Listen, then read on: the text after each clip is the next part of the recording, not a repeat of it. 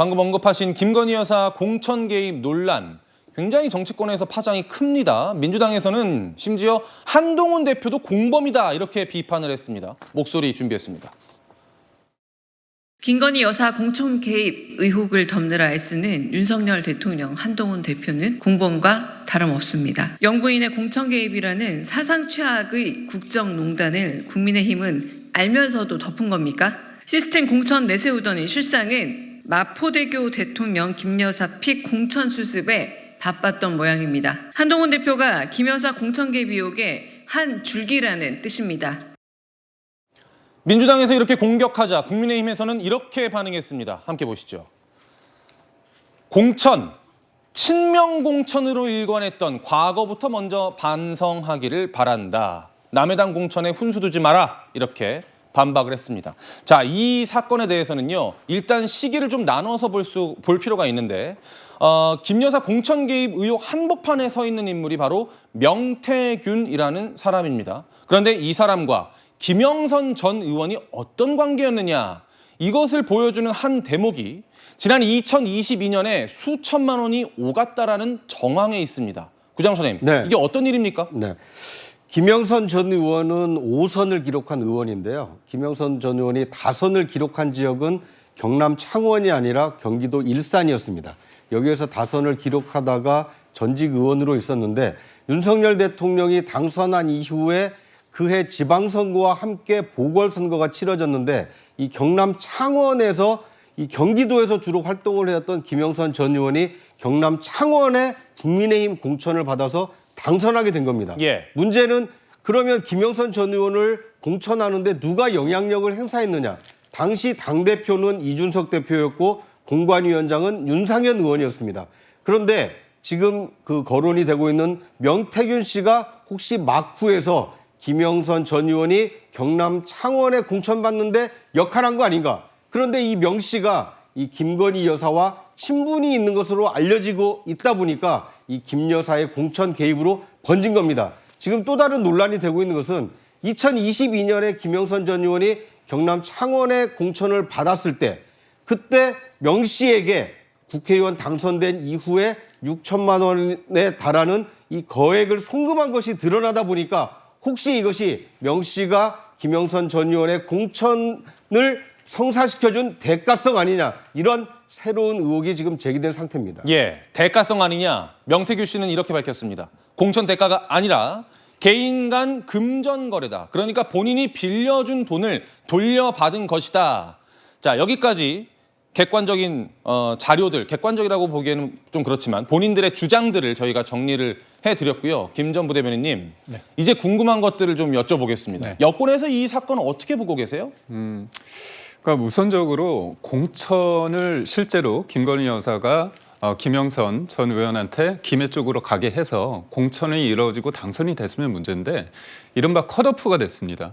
그리고 저 민주당에서 공격하는 지점이 한동훈 대표가 공범이라고 얘기하면 예. 그때 당대표, 비대위원장이 한동훈 대표인데 그때 영향력을 행사해야 되는 거 아닙니까? 그렇다면 컷오프되고 공천도 안 됐는데 그리고 당선도 안 됐는데 그게 민주당이 요구하는 얘기가 항상 권력서열 1위가 김건희 여사라고 하는데 전혀 이게 인과관계가 맞지 않습니다. 맞지 않는다. 그리고 또 하나가 문제점이 뭐냐면 이게 처음에 그 온라인 매체에서 문제 제기할 때 김건희 여사가의 어떤 텔레가 있다고 얘기했습니다. 예. 근데 그 텔레를 본 사람이 누구냐? 지금 공개적으로 알려진 인물이 그 명 씨가 있겠고요. 그다음에 또 한 분이 이준석 대표, 이준석 의원, 그다음에 천하람 의원이 있지 않습니까? 예. 근데 이걸 직접 본 이준석 의원이 완결성이 떨어진다 그렇게 얘기했고 또 애매하다. 또 무엇보다도 김영선 측의 요청에 대해서 그분이라고 얘기했는데 그분은 제가 보기에는 뭐 김건희 여사 같은데 그분이 도와주기 힘들다 그런 취지의 말을 했다 그런 얘기를 했습니다. 예. 그렇다면 이거에 대해서 진실에 대해서 가장 가까이 알 수 있는 사람의 위치 있는 사람이 그렇게 얘기를 했는데 왜 진실에 대해서 사실관계를 모르는 다른 사람들이 이렇게 얘기를 하는 건지 저는 이해가 가지 않습니다. 예, 지금 말씀해 주신 내용과 비슷한 취지로 개혁신당에서도 지난 19일에 방송에서 입장을 밝힌 바가 있는데 그 목소리 한번 듣고 오시죠. 김영선 의원이 무슨 처음에는 뭐 1번을 달라고 그랬다가 나중에 3번 달라 그건 뭐 얘기할 것도 없이 그건 거론의 가치가 없으니까 난 상대도 안 해버렸던 상황인데 김영선 의원이 우리 집을 또 많이 찾아왔던 것 같아요. 우리 집사람을 만나러 찾으러 온 거죠. 국민의힘에 갈 표가 개혁신당으로 오질 않습니다. 김영선 의원이 무슨 뭘 폭로를 하고 뭐 여기 왔다고 그래서 그게 도움이 될 게 하나도 없어요. 이른바 칠불사 회동. 칠불사에서 만나서 이런저런 이야기들이 오갔다는 이야기인데 강성필 부위원장님, 네. 이 진실이 뭔지를 지금은 알 수 없지만 야권에서는 어떻게 보고 계십니까? 일단 첫 번째로는 김건희 여사께서 공천에 만약에 개입을 했다고 하더라도 그 김영선 의원이 당선이 되지 않았고 컷오프 당했기 때문에 이건 문제가 없다라는 거는 명백히 야당이 보기에는 국민을 무시하는 발언이다. 왜? 이거는 음주운전과 비슷하다고 설명을 드리고 싶어요. 음주운전이요? 네, 음주운전을 하려고 운전대에만 앉아도 그게 잘못인 거고 요즘은 옆자리에 앉아서 음주운전을 한 것을 방조해도 잘못인 거예요. 예. 그러니까 공천에 개입을 했냐 안 했느냐가 중요한 거고 그 결과까지 이루어졌다면 그건 더 큰 범죄가 커지는 거라는 걸 의미한다는 것을 말씀드리는데 아직 김건희 여사께서 공천에 개입했다는 객관적인 그야말로 명확한 증거는 아직 안 나왔기 때문에 민주당으로서는 조금 조심을 하고 있다라고 말씀드리고 두 번째로 이 김영선 전 의원이 어쨌든 본인은 부인을 하고 있지만 이준석 의원이라든지 개혁신당에서 지금 말하는 걸 보면 이분이 김건희 여사가 본인에게 공천을 주겠다고 했는데 속았다. 그래서 내가 이것을 폭로할 테니 비례대표 1번이나 3번을 달라라고 흥정을 하려고 했다는 거 아니겠습니까? 예. 그래서 그 말을 듣기 위해서 그 자료를 객관적으로 텔레그램을 확인하기 위해서 이준석 당시 후보가 칠불사까지 갔다는 거예요. 300km 정도 거리인데.